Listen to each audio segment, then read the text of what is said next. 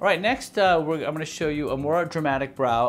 I am fortunate today. Verena has these gorgeous brows to begin with, but I'm going to show you how to really emphasize these brows. I am doing a nostalgic look, a 50s look, pinup, right?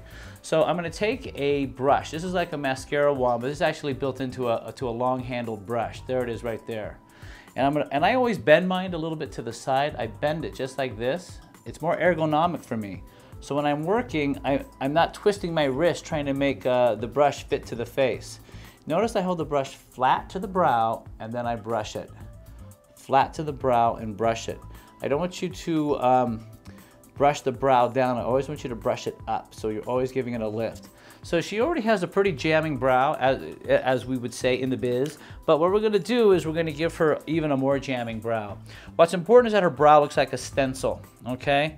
Think 50s, think pinup. So with a powder, there it is, powder, and my brush, I'm going to put a little bit of powder on the tip of my brush.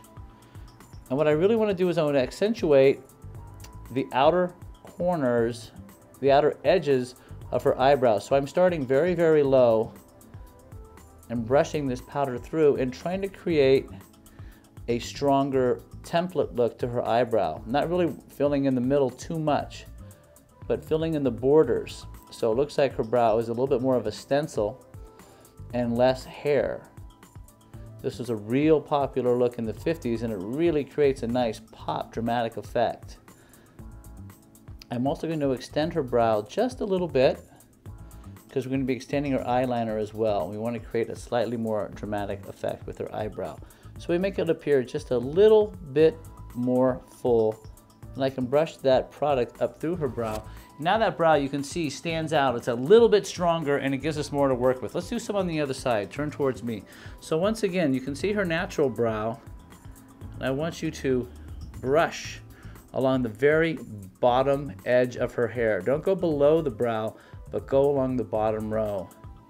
If you want to heighten the arch, you can let that brow brush go right through the center of the brow, right here, and then work right down along the ridge of the eyebrow. And that gives that brow just a little bit of a lift, which is kind of a cool thing.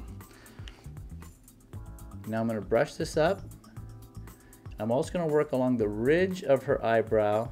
And what I'm trying to do is eliminate the appearance of where I can see the hair growing out of her skin by filling in that very top row. So her brow again looks like a stencil. Like a template almost for the perfect brow. We fill it in and it's a nice rich tone.